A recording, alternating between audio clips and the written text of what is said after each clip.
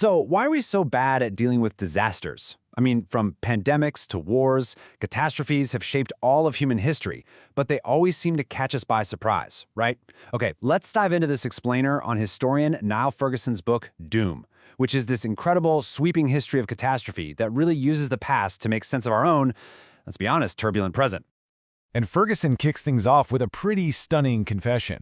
As the COVID-19 pandemic was just getting started, his own crazy international travel schedule in early 2020 put him right in the middle of the storm.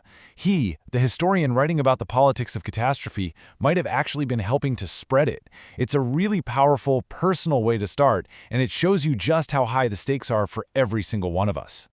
So here's the game plan for this explainer. First, we're going to explore our strange fascination with the end of the world. Then we'll get into why we're so terrible at predicting disasters. After that, we'll break down why our political systems so often fail when it comes. Then we'll see how all these ideas played out with the COVID-19 pandemic, before finally asking the big question, how do we build a more resilient future? All right, let's jump right in. We're starting with our deep and, frankly, kind of weird obsession with our own destruction. It's a theme you see running through pretty much all of human history. You know this line, right? It's from the classic British sitcom Dad's Army, and it's usually played for laughs, but it taps into something totally real. This idea of doom is just a constant in our culture. It's a source of dread, sure, but also a lot of dark humor. We are, to put it simply, fascinated by it. Ferguson argues this fascination is basically hardwired into us. From the Book of Revelation all the way to Hollywood blockbusters, we just can't get enough of the apocalypse. But here's his really crucial point. What we really have to fear isn't some final, world-ending doomsday. It's the major disasters that most of us actually survive, the catastrophes that end up reshaping our entire societies. And that brings us to a central puzzle. If we're so obsessed with disaster, why are we so consistently awful at preparing for it? Let's dig into why we get it so wrong so often. So Ferguson gives us a few concepts to work with here. First up is the gray rhino. Now this is the danger you can see coming from a mile away. Think about a pandemic. For years, experts like Bill Gates were warning that a new respiratory virus was one of the biggest threats facing humanity. We saw it coming, we saw the rhino charging, but for the most part, we just failed to get out of the way. Now, you can contrast that with the black swan. That's what we often call a disaster that seems to come out of absolutely nowhere. But Ferguson argues that a lot of these so-called surprises, like the 2008 financial crisis or even COVID-19, are really just gray rhinos that we chose to ignore. The warning signs? They were there all along. And then, finally, there's the Dragon King. These are the truly off-the-charts catastrophes. We're talking about events so huge they completely break all the models. They're a stark reminder that history isn't some smooth, predictable line. It's often shaped by these extreme, wild events that are fundamentally impossible to see coming. Okay, so we know disasters are tough to predict. But even when we do see them coming, our complex political and bureaucratic systems often just fail the test. Why is that?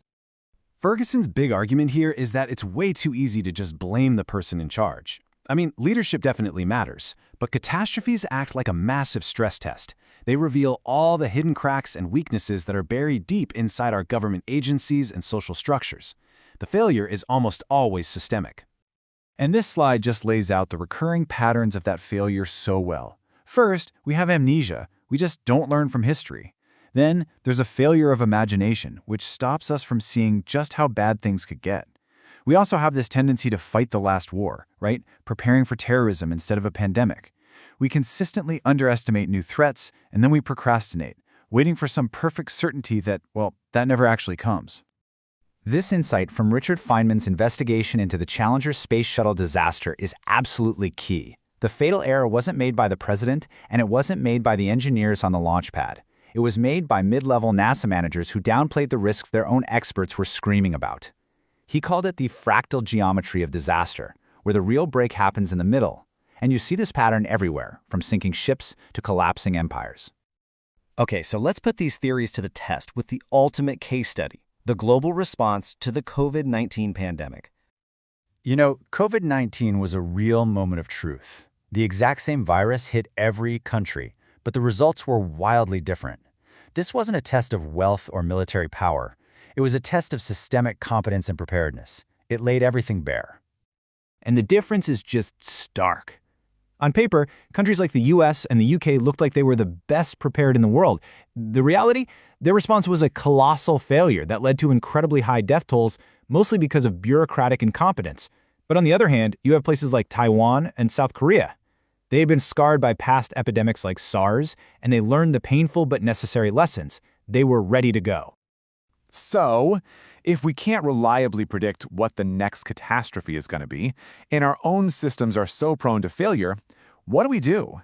What's the path forward? The book's conclusion is basically a big warning against tunnel vision.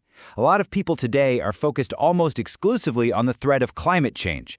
But as Ferguson points out, the next disaster could just as easily be a massive cyber attack, or a new antibiotic-resistant plague, or, well, something else entirely that we are completely ignoring right now.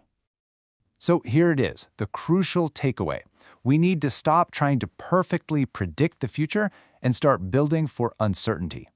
The goal isn't just to build a resilient society that can take a punch.